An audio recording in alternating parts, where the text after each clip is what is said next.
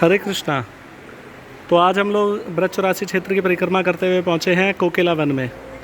तो इसका नाम, स्थान का नाम कोकिला वन क्यों पड़ा, उसके पीछे का कारण ये है कि जब भगवान श्री कृष्ण बालक के रूप में जब यहाँ पर नंदगांव आए तो भोलेनाथ जी भी उनका दर्शन करने के लिए आए और शनिदेव भी उनका दर्शन करने के लिए आए।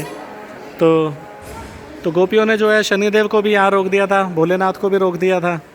तो भोलेनाथ का तो हमने आपको बताया था कि भोलेनाथ को रोका तो भगवान ने रोना चालू कर दिया और उनको जब चुप कराते कराते जब गोपियाँ हार गई कि कृष्ण तो चुप ही नहीं हो रहे, तो फिर उनके मन में आया कि लग रहा है वो भोलेनाथ जी को भगाया था ना हमने, वो बाबा को, तो वो कुछ जादू टोना कर गया, तो वो ये जो है उतारा भी करेगा।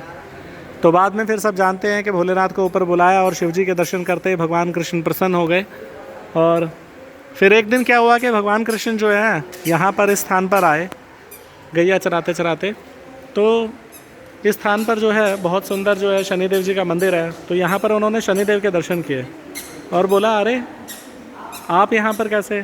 तो कहते कि भगवान आपके दर्शन करने को आए थे, भोलेनाथ जी को रोक दिया और हमें भी मना कर दिया कि भैया अपनी शक्ल देखो, तुम काले पीले हरे हो, और हमारे लाला है, डराओगे तुम।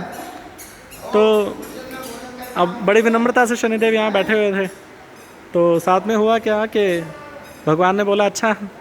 तो भगवान ने जब ये बात सुनी तो भगवान बड़े प्रसन्न हुए शनिदेव को देखकर, उनकी ये पूरी वृतांत सुन करके। तो फिर जो है उन्होंने कहा कि कोई दिक्कत नहीं, आप यहीं बैठे रहो और जो भी मेरे भक्त आएंगे उनको आप यहीं पर आशीर्वाद देते रहो। तो उसके बाद जो है ब्रजवासियों ने यहाँ पर आकर आना प्रारंभ किया और यहाँ पर जब आने लगे तो यहाँ पर आकर के जो है सभी ब्रजवासी जो हैं उनको शनिदेव जी को जो है तेल से उनका अभिषेक करते हैं यहाँ पर, जिस कारण से शनिदेव जो है उनके ऊपर प्रसन्न हो जाते हैं। तो लेकिन एक चीज़ का यहाँ पर अवश्य ध्यान रखना चाहिए, क्योंकि शनि की दृष्टि अगर किसी पर पड़ती है तो निश्चित रूप से उसकी जो प्रोग्रेस है वो रुक जाती है। तो यहाँ पर जो है शनिदेव जी के नेत्र जो हैं वो खुले हुए हैं। शिंगनापुर अगर आप जाते हैं तो वहाँ पर तो एक शिला के रूप में शनिदेव जी हैं। तो यहाँ पर अगर कोई व्यक्ति अगर तेल चढ़ाने आए तो प्रयास करे कि अपने जो नेत्र हैं वो उनसे नेत्र दृष्टि ना मिलाए, वो अपने उनके जो नेत्र हैं शनिदेव जी के चरणों की तरफ रखें।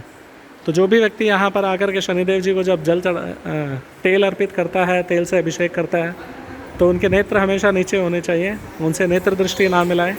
आइए अब हम आपको शनिदेव जी के दर्शन करवाते हैं। बहुत सुंदर दर्शन है यहाँ पर। तो आप अपना जो दर्शन है उनके चरणों की तरफ आप रख सकते हैं और हम लोग भी यहाँ साइड में खड़े हुए हैं।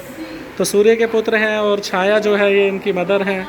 और यहाँ पर शनिदेव जी बड़े ही कृपालु रूप में हैं। जो भी व्यक्ति यहाँ पर आकर के इनको तेल चढ़ाता है, तेल से अभिषेक करता है, शनिदेव उस पर अति प्रसन्न होते हैं।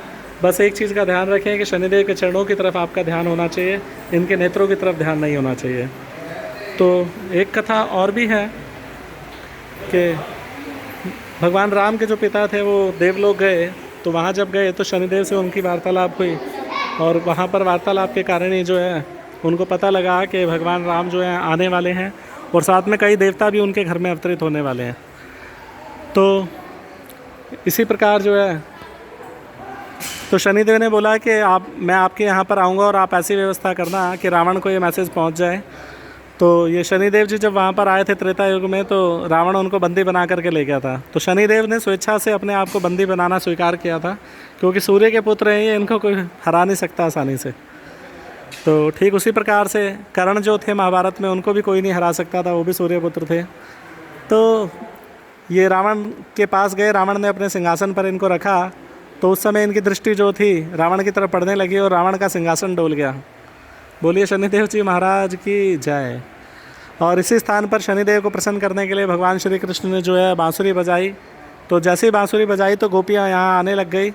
तो फिर भगवान श्री कृष्ण ने कहा, अरे गोपियाँ आ रही हैं तो मैं यहाँ छुप जाता हूँ ज़रा।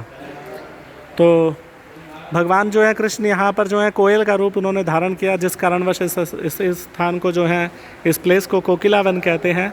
और आज हमारा सौभाग्य, आज यहाँ पर आए हैं हम लोग।